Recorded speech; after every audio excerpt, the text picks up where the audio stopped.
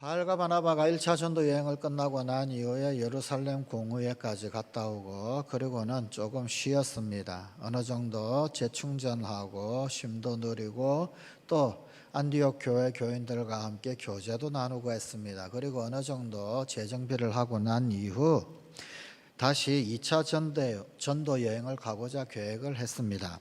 이때 바나바는 마가를 다시 데리고 가자라고 하고 바울은 안 된다, 마가는 함께 데려갈 수 없다, 거절을 하게 됩니다. 그래서 결국 심히 다투고 헤어집니다. 이후에 바나바는 마가를 데리고 1차 전도 여행 때 갔던 그 루트 그대로 수리아 안디옥에서 배를 타고 구브로스으로 갑니다. 그리고 바울은 실라, 바나바 대신 실라와 함께 짝을 이루어서 실라를 데리고 육로로 떠나게 됩니다.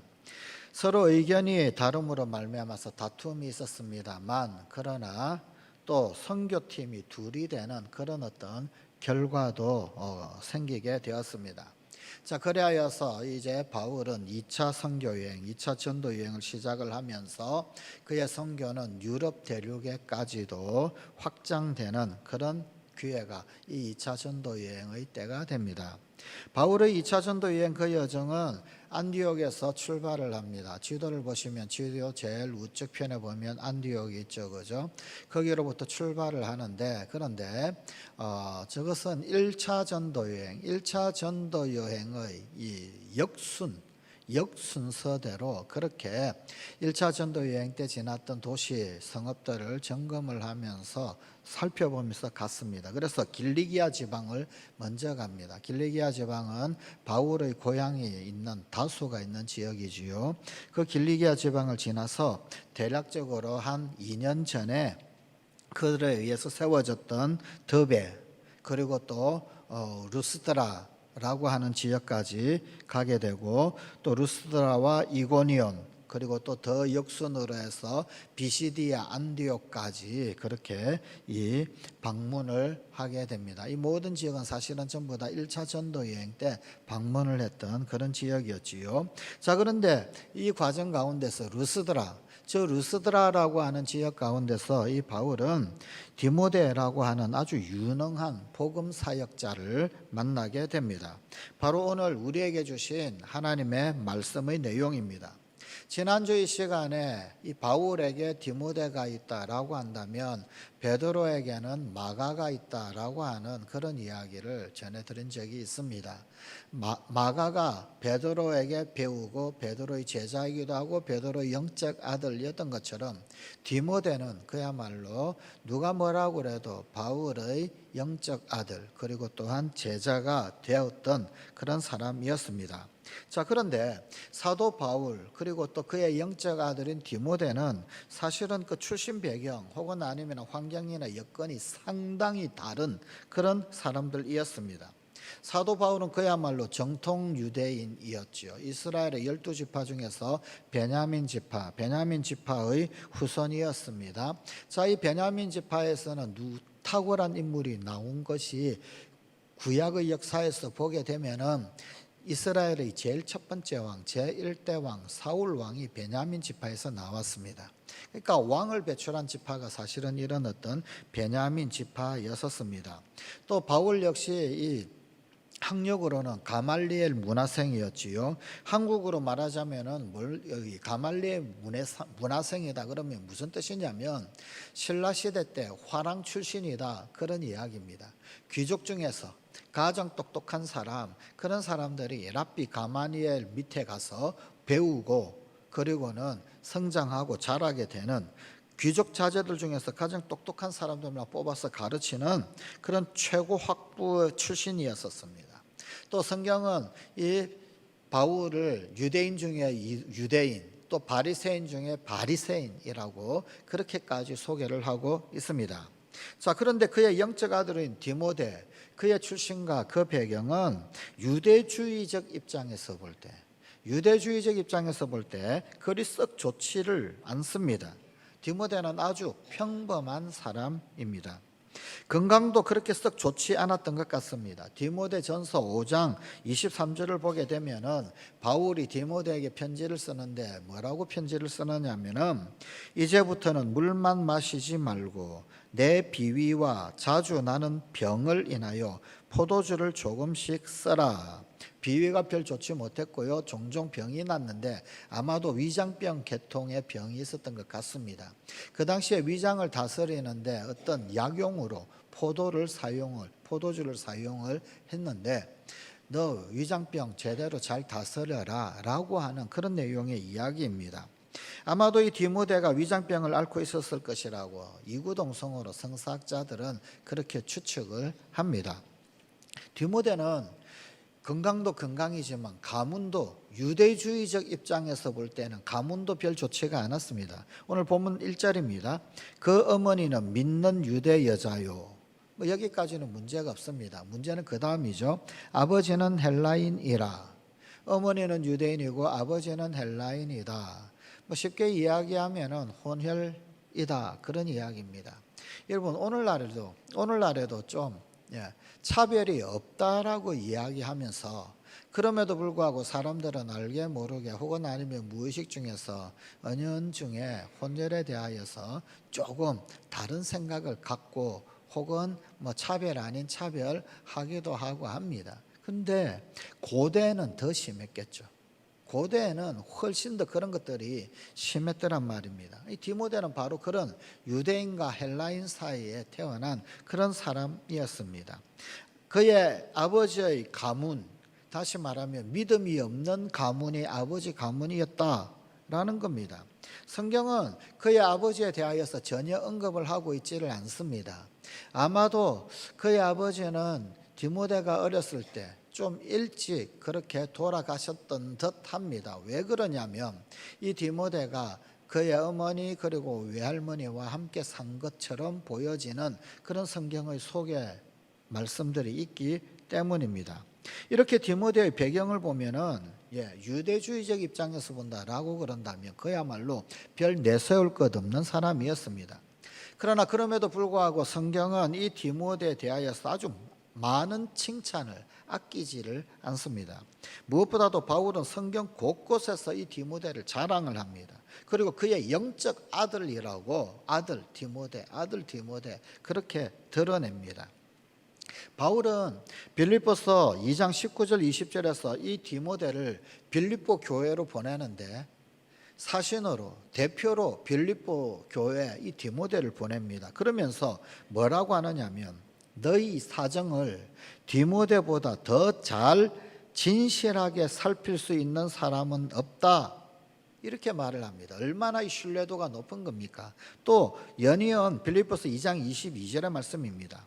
디모데의 연단을 너희가 안 하니 자식이 아버지에게 함같이 나와 함께 복음을 위하여 수고하였느니라. 이 디모데는 자식이 아버지와 함께 하듯이 나와 함께 그렇게 했다. 나를 아버지로 여기고 그렇게 고난 옥중에 갇히는 거 마다하지 아니하고 다 감당을 했다. 복음을 위하여 수고했다라고 기록하고 있습니다. 자식이 아비에게 함같이 디모데가 나에게 그리고 또 나의 복음 사역에 그렇게 동참하고 그렇게 고통과 수고를 함께 나누었다라는 것입니다. 한 사람에게 있어서 이보다도 더 의미 있는 발언이 가능하겠습니까? 바울은 그의 마지막 유언 같은 두 차례에 걸친 편지를 디모데에게 보냅니다. 디모데전서, 디모데후서. 사실 이 디모데전후서, 디모데후서가 두 번째 썼겠죠. 뒤에 쓴 편지겠죠. 이 디모데후서가 바울의 마지막 서신서입니다. 디모데후서를 끝으로 바울은 그의 생명 다하게 됩니다. 그렇게 가장 마지막 편지를 이 디모데에게 보낼 정도로 그 정도로 디모데를 귀히 여겼다라는 것을 또 알 수가 있습니다. 또 이 신약 성경의 아주 적지 않은 부분, 그 부분이 바울 서신서인데 그런데 그 바울의 편지 중에서 이 바울 서신서를 보통 한 12개라고 그러죠. 12개 내지 13개. 이 저자가 누구인지 불분명한 히브리서가 있습니다. 그런데 이 히브리서도 어쩌면 바울이 썼을 수도 있다 라고 주장하는 학자도 있습니다. 그렇다면 13개, 아니면 히브리서를 다른 사람이 썼다 그러면 12개의 서신서를 기록을 했는데 그 12개 중에서 무려 6개의 서신서, 이 6개의 서신서가 바울이 혼자 쓴 것이 아니었습니다. 디모데와 함께 공동으로 쓴 것이었습니다. 고린도후서, 빌립보서, 골로새서, 데살로니가 전서, 후서, 그리고 빌레몬서, 이런 편지들은 디모데와 사실은 함께 썼습니다. 디모데가 어떻게 해서든지 바울의 그 편지에 조력을 했다, 그 말입니다. 도대체 사도 바울의 아들처럼 아꼈던 이 디모데, 그는 어떤 사람이었기에 하나님께서는 이 디모데를 통하여서 이렇게 신뢰받을 수 있는 그런 하나님 나라의 일을 감당하게 하셨을까요? 오늘 우리에게 주신 이 하나님의 말씀은 이 디모데를 향하여서 아주 두 가지 특징적인 표현을 소개를 합니다. 그 표현은 본문 1절에 제자, 디모데라 하는 제자 디모데를 소개하고 있습니다. 그리고 2절에는 이 디모데를 향하여 칭찬받는 자 디모데라고 말씀을 하고 있습니다. 그는 제자이고 칭찬받는 자였더라 라는 것입니다. 우선 디모데는 형제들에게 칭찬받는 자였습니다. 본문 2절입니다. 디모데는 루스드라와 이고니온에 있는 형제들에게 칭찬받는 자니, 물론 여기에 말하는 형제들은 그리스도인들, 교인들을 이야기하는 것일 겁니다. 자, 그런데 문제는 여기 이 루스드라가 어떤 곳이냐, 이고니온이라고 하는 이쪽 지역이 도대체 어떤 곳이냐라는 겁니다. 사도행전 14장에 보게 되면 이 루스드라, 이고니온 이야기 1차 전도 여행 때의 에피소드가 소개되고 있습니다. 그런데 여기에서 바울을 돌로 쳐 죽이려고 했던 그 성, 그래서 쳤는데 죽은 줄 알고 성 밖에다가 이 바울을 내다 던져 놓죠, 그죠? 그곳이 어디냐면 바로 이 이고니온이에요. 이고니온 사람들입니다. 그러니 그 도시 사람들이 얼마나 강팍하고 그리고 또 신앙이 없는 그런 도시입니까? 돌로 쳐 죽이고 그리고 죽었다 생각하고 성 밖으로 내다 던져놓고 그랬던 지역이 바로 이 이고니온이란 말입니다. 그러나 그런 곳에서 디모데는 형제들에게 칭찬을 받는 사람이었습니다. 그리고 그렇게 강팍한 그런 어떤 신앙 없는 그곳에서 디모데라고 하는 아주 훌륭한 그런 제자를 또한 얻게 되었으니 이 또한 얼마나 아이러니입니까? 우리가 보통 교회 안에서 칭찬받는다라는 것 조금 열심히 하면 받을 수 있습니다. 조금만 열심히 하면 칭찬받기 쉽습니다. 교회는 칭찬을 아끼지 않습니다. 그러나 이고니온과 같은 이런 토양, 이고니온과 같은 그런 토양에서 칭찬받기란 결코 쉽지 않았을 것입니다. 하나님께서는 이런 사람을 당신의 일꾼으로 쓰십니다. 여러분, 예루살렘 교회, 그 초대 교회, 초대 집사들을 세울 때 그때 필수 조건이 무엇이었습니까? 성령과 지혜가 충만하고, 마지막 세 번째 조건이 뭔가요? 칭찬받는 사람.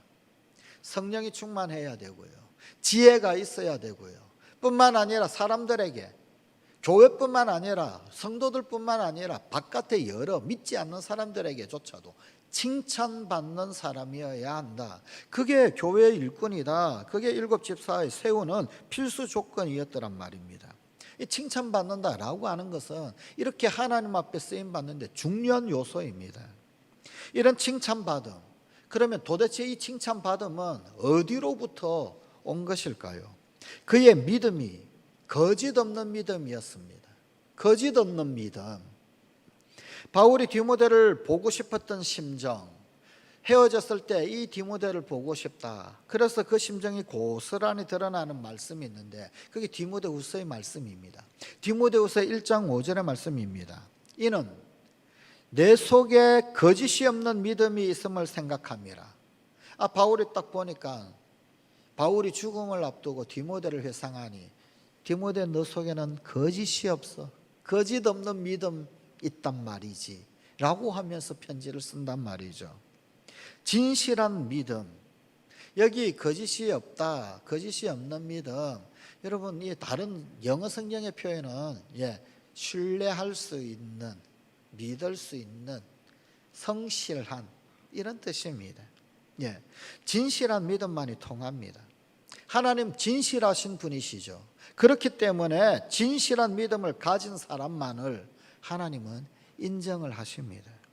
다른 사람으로부터 칭찬 듣기 위해서 자신을 속여 거짓으로 꾸미는 행실 오래 가지 못합니다.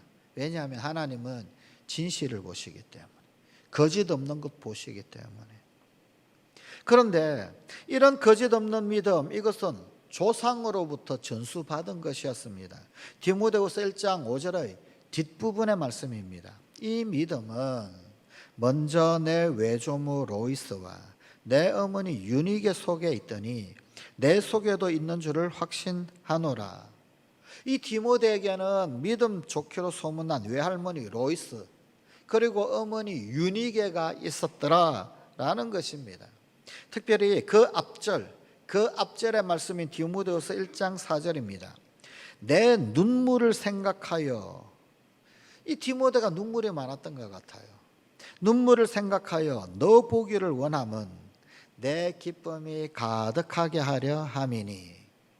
즉 디모데, 그의 집은 눈물의 기도가 많은 집안이었다라고 하는 것을 알 수가 있습니다. 사실상 이 가정이라고 하는 것, 우리가 태어나서 우리 인생에 태어나 첫째로 경험하는 학교 아니겠습니까? 첫 번째 경험하는 교사가 엄마, 아빠 아니겠습니까? 우리의 소위 학교 교육, 이 학교 교육이 보통 대체적으로 만 6세 정도 시작을 하지요. 혹은 아니면 만 7세, 만 6세나 만 7세 정도 그렇게 학교 교육이 시작이 됩니다. 좀 빠른 데는 만 5세 시작할 수도 있지요. 그런데 심리학자들의 이야기에 의하게 되면 이미 만 6세, 만 7세가 되어지면 그때 이미 교육의 80%는 이루어진 상태다 라고 심리학자들은 이야기를 합니다. 오죽하면 그런 책도 있지 않습니까? 인생의 가장 소중한 것은 유치원에서 배웠다. 유치원에서 배운 것이 우리네 인생 가운데서 가장 중요한 것, 그건 유치원에서 다 배운 것이더라 라는 그런 내용 아닙니까? 우리의 가장 소중한 인생의 영향이 바로 우리의 이 가정 가운데서 유래하고 있습니다. 그렇다라고 한다면 이런 가정에서의 가르침, 그 가르침이야말로 오늘의 내 인생의 진정한 기초이다 라는 사실을 알아야 눈물의 기도로서 그를 길러내었단 말입니다. 그의 거짓 없는 믿음은 거기에서 나온 거예요. 그러니 형제들이 칭찬이 있는, 디모데 그는 믿을 만해, 그는 끝까지 해, 그는 오라, 칭찬받는 그런 믿음 있었단 말이죠. 출애굽기 20장 5절 6절입니다. 나 여호와 너의 하나님은 질투하는 하나님인즉 나를 미워하는 자의 죄를 갚되 아비로부터 아들에게로 3, 4대까지 이르게 하거니와 나를 사랑하고 내 계명을 지키는 자에게는 1000대까지 은혜를 베푸느니라.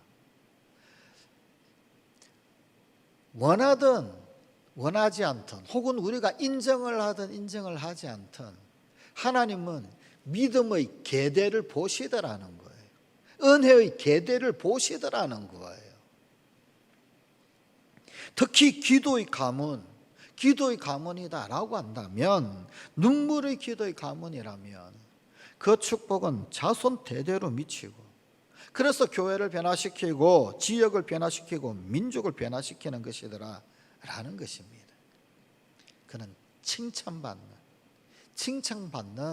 그런 믿음의 소유자, 그러니 하나님이 콕 집어서 들어 쓰실 수밖에 없는 그런 귀한 일꾼이었단 말입니다. 또한 디모데는 제자로 성장을 했습니다. 디모데라 하는 제자 디모데였습니다. 제자는 태어나는 게 아니죠. 제자는 훈련으로 되는 것입니다. 디사이플, 제자라는 영어의 디사이플, 이것은요 훈련하다라고 하는 디시플린이라고 하는 말과 어원이 같은 말입니다. 제자는 그냥 생기는 게 아니라는 거예요. 태어나는 게 아니라는 겁니다. 훈련으로 만들어지는 것이 디사이플, 제자입니다. 디모데는 제자가 되었어요. 그는 훈련되어졌고 그는 만들어졌다라는 말입니다. 어디에서 그렇게 제자로 성장할 수 있었을까요? 우선 가정에서의 성경 교육이었습니다. 그의 제자로의 자라남은 하나님의 말씀을 상고하고 묵상하고 배우고 새기는 데서부터 출발을 했습니다. 디모데후서 3장 15절입니다. 내가 어려서부터 성경을 알았나니 성경은 능히 너로 하여금 그리스도 예수 안에 있는 믿음으로 말미암아 구원에 이르는 지혜가 있게 하느니라. 아버지가 헬라 출신, 이방 지역 가운데 이고니온에서 자란 이 디모데. 그런데 성경 말씀을 어디에서 배웠을까요? 외할머니에게, 어머니에게. 자, 이고니온 지역, 헬라 지역입니다. 헬라 문화권입니다. 어려서부터 유치원 교육을 하면 여러 교육하지 않겠습니까? 어떤 교육 할까요? 당연히 그리스 신화에 입각한 헬라 문화 교육을 받겠죠. 제우스 신이 어떻고 헤라 신이 어떻고, 그리고 헬라 문명 교육을 받겠죠. 당연한 것 아니겠습니까? 그러나 그 헬라 문명의 토양 가운데서 그는 외할머니로부터, 엄마로부터 성경 교육을 받았다는 거예요. 하나님 말씀 교육을 받았다는 거예요. 어렸을 때부터 그는 성경 교육으로 말미암아 제자로 성장했다는 겁니다. 일찍 성경을 알았고 일찍부터 철저한 신앙 교육을 받았던 겁니다. 신앙 교육 언제부터 하면 좋을까요? 빠를수록 좋죠. 어릴 때, 젖먹이 때, 아니 엄마 뱃속에서, 그죠? 체질 개선도 어릴 때일수록 좋지 않습니까? 어릴 때 체질 개선을 똑바로 잘해야지, 그죠? 크고 난 다음에 체질 개선이 안 되잖아요. 뭐든지 그렇습니다. 교육도 그러하고요, 신앙도 그러하고요. 통계에도 이 세계를 움직이는 위대한 신앙인들, 그들을 대부분이 주일학교 출신이다라고 하는 통계가 있습니다. 큰 일꾼 되려고 하면은요, 적어도 어렸을 때 10대 때, 20세 전에 소명감을 깨달아야 합니다. 하나님 나를 콕 집어서 부르셨구나. 오늘날 우리의 현실과 참 가슴 아픈 배치되는 현실인데, 그 10대 때 하나님 부르심을 깨달아야 되는데 10대 때는 잠시 하나님 부르심하고는 방학을 하는 그런 세대를 살아가고 있으니 어쩌면 좋겠습니까? 잠언 22장 6절입니다. 마땅히 행할 길을 아이에게 가르치라. 그리하면 늙어도 그것을 떠나지 아니하리라. 마땅히 행할 길, 아이 때 가르쳐야 합니다. 그래야 늙을 때도 떠나지 않는단 말입니다. 미국의 스펜서 박사, 교회에 대하여서 연구를 했던 박사입니다. 미국 교회 연구를 했어요. 1000명을 대상으로 조사를 했는데, 그런데 그 중에서 1000명 중에서 548명이 10대, 340명이 이상이 20대 주님을 영접했습니다. 그런데 40대 이상의 경우에 복음을 받아들인 사람, 그 비율이 한 자리 숫자, 현저하게 떨어지더라는 거예요. 그리고 미국 교회 재직을 보니까 재직 중에서 86%, 재직의 86%는 주일학교 출신이었어요. 중직, 우리로 따지자면 항중직이죠. 중직의 90% 이상이 주일학교 출신이었습니다. 비록 미국의 통계이지만 어렸을 때의 성경교육, 또 주일학교 그 중요성, 미국만 이해라 하겠습니까? 어느 나라나 마찬가지죠. 그렇습니다. 어렸을 때부터 성경 말씀을 통해서 그는 제자가 되었던 겁니다. 그리고 스승을 만나 제자가 되었습니다. 제자가 만나기 위해서는 스승을 또 만나야 합니다.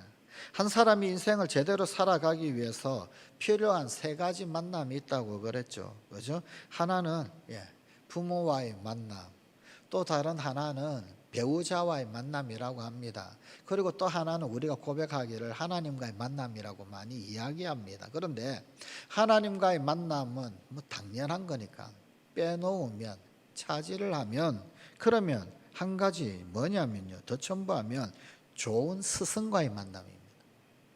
부모와의 만남, 배우자와의 만남, 스승과의 만남. 스승을 잘 만나야 합니다. 그래서 기도해야 하는데, 우리 부모들이 기도해야 할 것 중에 한 가지 중요한 기도 중에 뭐냐면, 우리 자녀들이 좋은 스승, 좋은 배우자 만날 수 있도록 끊임없이 기도해야 할 겁니다. 부모와의 만남은 이미 정해진 거예요. 아직 결혼하지 않았다면 좋은 배우자 만날 수 있도록, 또 인생 전반에 걸쳐서 좋은 스승을 만날 수 있도록 사실 기도를 해야 합니다. 디모데에게 바울과의 만남, 이 만남은 도대체 얼마나 중요한 만남이었습니까? 사실 바울은 이미 제1차 전도 여행 통해서 디모데를 만났습니다. 이고니온에서의 그 사건, 돌맞을 그때 디모데가 거기 있었던 거예요. 디모데가 바울이 바나바가 돌 맞는 그 현장 가운데 사실은 있었단 말입니다. 참 역설이죠. 스데반이 돌 맞아 죽을 때 바울이 탄생을 합니다. 바울이 돌 맞아 죽을 위기에 처해졌을 때 또 그 현장 가운데 또 다른 하나님의 사람 디모데가 탄생하죠. 이 참 놀라운 하나님의 역전 아닙니까? 그런데 1차 전도 여행 때 이미 디모데를 만났는데 2차 전도 여행 때 다시 이 루스드라에서 이 디모데를 만납니다. 그리고 그때부터 제자로 삼고 전도 여행의 동반자로 삼습니다. 아마 그때까지 경과된 한 2년 정도 시간 되겠죠. 뭐 그 정도 기간 동안 어쩌면 바울은 디모데의 어떤 가능성 혹은 신뢰성 이런 것들을 성찰을 했을 것입니다. 그리고 오늘 본문 2절의 말씀처럼 그가 그의 삶의 마당 가운데서 칭찬받는 자라는 사실을 확인을 하고 그를 제자로 영입을 한 것입니다. 그때부터 디모데에게 바울은 바로 스승이었고 소위 멘토가 되었습니다. 디모데는 바울의 멘토링, 제자, 그 멘토링의 수혜자가 된 것입니다. 멘토라고 하는 단어의 유래를 잘 아시죠? 이 멘토는 원래 이 그리스의 신화 오디세이에 나오는 그런 이름, 사람의 이름입니다. 주전 1200년경쯤이었습니다. 이 고대 그리스 이타이카 왕국의 이 왕이었죠. 오디세이라고 하는 왕이 있는데 그가 이 유명한 트로이 전쟁에 참여를 하게 됩니다. 그때 이 트로이 전쟁에 참여하면서 그의 사랑하는 아들, 그러니까 왕자죠. 이 왕자를 자기 밑에 둘 수 없고 왕자를 떠나게 되는데 그때 가장 자기애가 믿을 만한 친구에게 이 왕자의 훈육을 부탁을 하고 떠납니다. 그 친구의 이름이 바로 멘토였습니다. 이 오디세이가 전쟁에서 돌아오기까지 어느 정도 시간 걸렸냐면 10년 정도 걸립니다. 그런데 이 10년 기간, 아버지 없음의 이 시간 동안 멘토는 왕자의 때로는 친구로, 때로는 스승으로, 그리고 때로는 아버지로 혹은 상담자로 그 역할을 충실히 감당하게 됩니다. 이후 오디세이 왕이 돌아왔는데 자기가 아들을 기르고 양육한 것보다도 훨씬 더 아들을 믿음직스럽고 충실하고 진실하고 정말로 제왕감다운 제목으로 잘 길러낸 거예요. 그 이후부터 멘토라고 하는 이 이름, 지혜와 신뢰로 한 사람의 인생을 이끌어주는 지도자를 이끌어서 멘토라고 부르게 되었죠. 진정한 스승이라는 거예요. 사실 정말 우리에게 필요한 것은 어쩌면은 강사가 아니라 멘토죠. 지식 전수를 잘하는 그런 어떤 교사가 아니라 멘토가 사실은 정말 필요하죠.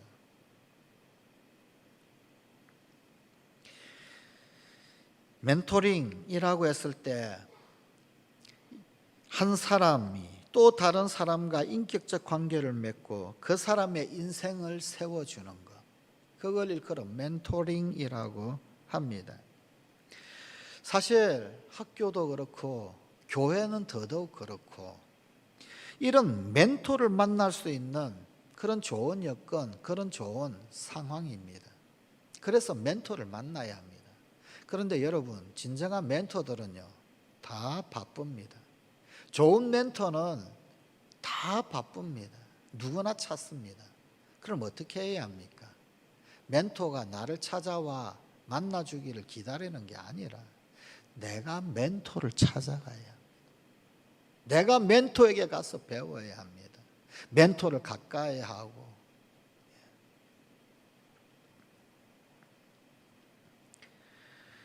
우리 부모들은 부모로서의 약점이나 한계 그런 것들 넘어서서 우리의 자녀들이 좋은 영향을 받기 위해서라도 우리 자녀들의 어떤 멘토링을 위해서 기도해야 한단 말입니다. 멘토를 붙여주옵소서. 스승을 붙여주옵소서. 무엇보다도 좋은 멘토 만나도록 기도하십시오. 나도 그렇고 우리의 자녀들, 우리의 또 다른 디모델을 그들을 위해서 말입니다. 결국 디모데는 칭찬받는 제자가 됩니다. 그래서 하나님의 일꾼으로 사명 감당자가 됩니다. 여기에 한 가지만 더, 디모데의 탁월성 한 가지만 더 덧붙여서 말씀을 드리면 이 디모데는 교회에 유익한 사람이 되었습니다. 교회에 유익한 사람. 디모데가 할례를 받는 장면이 오늘 본문 말씀에 또 나옵니다. 바울은 디모데를 전도 여행자로 함께 데리고 가려고 할 때 그 지경에 있는 유대인들 때문에 그를 데려다가 할례를 행했습니다. 본문 3절에 할례를 행했다라고 소개를 하고 있습니다. 사실 할례 이방인들에게 있어서 할례 의식, 이 바울은 반대를 했었죠. 바울과 바나바는 반대 입장이었었습니다. 그리고 이를 인하여서 사도행전 15장에 예루살렘 공의회까지 열리지 않았습니까? 또 바울과 바나바가 친히 예루살렘에 올라갔습니다. 그래서 사도들 그리고 또 장로들 그들의 편지까지 받아올 정도, 안디옥에 그 편지까지 다 받아가지고 올 정도 그런 바울이에요. 그런데 이 바울이 굳이 그렇다라고 한다면 디모데에게 할례를 줄 필요가 있었을까요? 할례 안 줘도 되지. 여러 생각이 있고 논란이 있습니다. 몇 가지 이런 생각을 할 수가 있습니다. 디모데의 어머니는 유대인이고 아버지는 헬라인이었습니다. 말하자면 디모데는 온전한 유대인이 아니라 혼혈이죠. 어머니는 유대인이었으니까 유대인의 관점으로 볼 때 이 디모데는 할례를 받아야 유대인이 될 수 있었습니다. 어머니 관점에서 볼 때. 그 당시 믿는 유대인이다라고 한다 할지라도 유대인들의 자녀들에게는 계속 할례를 주어서 왔거든요. 믿는 유대인들도. 예루살렘 교회에서 내린 조치는 이방인들에게 내린 조치였고 결국 할례는 구원과 상관없는 것으로 그렇게 받아도 그만, 받지 않아도 그만이었습니다만, 그러나 그럼에도 불구하고 어머니 유대인적 관점에서 볼 때 할례를 행하는 것이 좋겠다. 유대인의 전통을 수용을 한 겁니다. 바울은 디모데에게 할례를 주는 일이 복음 전파를 위해서 유익할 것이다 라고 생각했을 수도 있을 것입니다. 왜냐하면 전도 여행의 패턴상 이방 지역이다라고 한다 할지라도 유대인 회당이 있으면 그 회당에 들어가서 성경을 논하고 하곤 했거든요. 그러면 유대인들을 만나게 될 것 아니겠습니까? 그럼 유대인들을 만날 때는 할례를 받는 것이 더 유리하다라는 겁니다. 바울은 인간의 구원에는 율법에서 나온 할례가 아무런 소용이 없다라는 것을 설파를 했고 또 가장 잘 알았습니다. 하지만 그렇다라고 해서 유대인들에게 할례를 받지 말라 그렇게 주장한 바도 사실은 없습니다. 사실 할례 받는 일 아무것도 아닙니다. 할례 받는 것도 아무것도 아니고 할례 받지 아니하는 것도 아무것도 아닙니다. 고린도전서 7장 19절에서 성경에 그렇게 기록할 정도입니다. 그런데 이 바울이 디모데에게 할례를 받게 한 것, 그건 오로지 전도의 유익을 위하여, 불필요한 오해, 불필요한 싸움, 불필요한 논쟁, 불필요한 다툼에 휘말리지 않기 위하여, 교회를 위하는 일, 그렇다라고 한다면 기꺼이 할례 받지. 이제 성인이 되고 장성한 이 디모데, 뒤늦게 뭐 할례 받아서 뭐 하겠습니까? 유대인이다라고 그러면 태어난 지 8일 만에 할례를 받았어야지요. 성사학자들은 이때의 디모데의 나이가 대략 21세 정도 되었다라고 이야기를 합니다. 그러나 그럼에도 불구하고 그는 하나님 나라의 일을 위하여, 교회를 위하여, 교회의 유익을 위하여, 교회가 유익하다라고 그런다면 기꺼이 할례를 받는 그런 스탠스를 취했더라라는 겁니다. 복음을 위한, 오로지 복음을 위하여.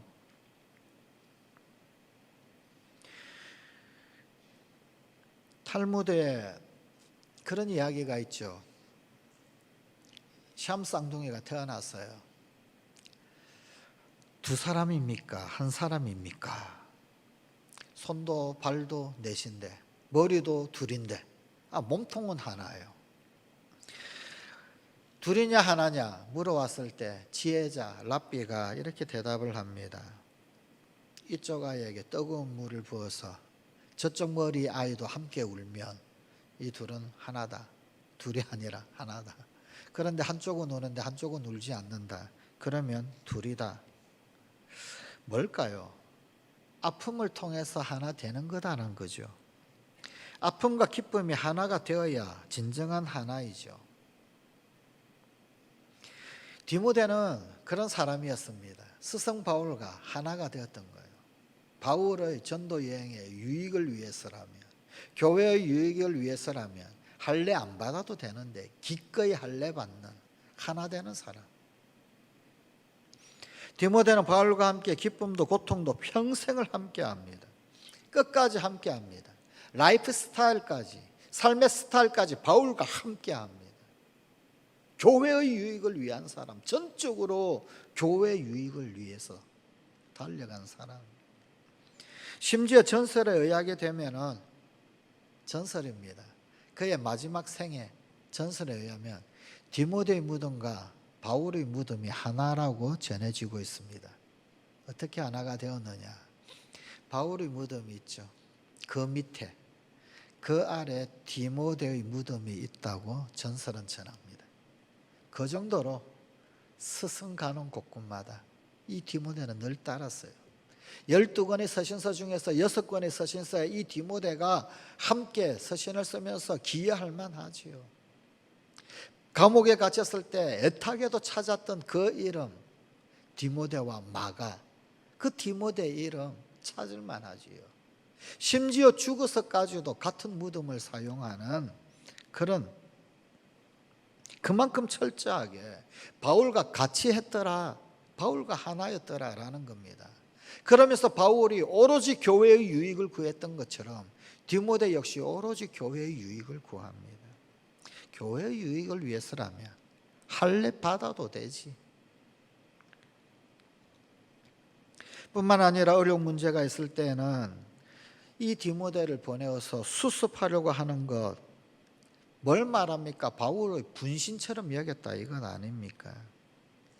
바울은 디모데의 진실을 믿었고 디모데의 능력도 믿었다라는 겁니다. 복음 전도에 있어서도 많은 영혼을 구원할 자로 믿고 있었습니다. 그만큼 이 디모데는 바울에게 있어서 철저한 후계자의 재질을 가진 거죠. 전설에 의하게 되면 뒷날 이 디모데는 에베소에서 감옥으로 일한 적도 있었고 역시 마찬가지로 마지막에 순교를 했다. 교회 전성에 그렇게 전해져 내려옵니다. 이제 바울의 디모데를 향한 마지막 말씀, 성경에서 마지막으로 이 디모데를 뭐라고 평가하는지 한번 들어보십시다. 디모데전서 6장 11절. 디모데전서 6장 11절에 보면은 바울이 이 디모데를 향하여 뭐라고 부르느냐면 오직 너 하나님의 사람. 오직 너 하나님의 사람아. 얼마나 귀한 이름입니까? 너 하나님의 사람아. 성경에서 너 하나님의 사람이라고 그렇게 지명된 사람이 몇이나 있나요? 하나님의 사람 바울은 믿음의 아들로 디모데를 불렀고, 또 그 디모데 철저히 시종처럼 어쩌면 바울의 수발까지 다 들던 그런 디모데였지만, 그는 그의 편지 속에서 믿음의 거장을 보고 있었던 거예요. 영원히 제자라고, 영원히 멘티라고, 또 바울 가는 곳곳마다 수발 들고 시종처럼 혹은 아들이라고. 그런데 그 속, 그 안에서는요, 위대한 하나님의 사람이 있었던 거예요. 너 하나님의 사람아. 바울은 디모데를 그야말로 거목으로 보고 있었던 거예요. 그는 하나님의 사람이었습니다. 그만큼 분명하게 디모데는 하나님의 사람이었고, 또한 교회를 위하여, 또 바울을 위하여, 복음 사역을 위하여 거짓 없는 충성스러운 신실한 하나님의 사람이었습니다. 사랑하는 성관가족 여러분, 우리도 너 하나님의 사람아, 주님 앞에 그렇게 불리워질 소원이 있어야 하지 않겠습니까? 제자 디모데, 칭찬받는 디모데. 그래서 하나님 나라 가운데, 교회 가운데 유익을 끼쳤던 그 디모데, 오늘도 또 다른 제자 디모데 많이 필요합니다.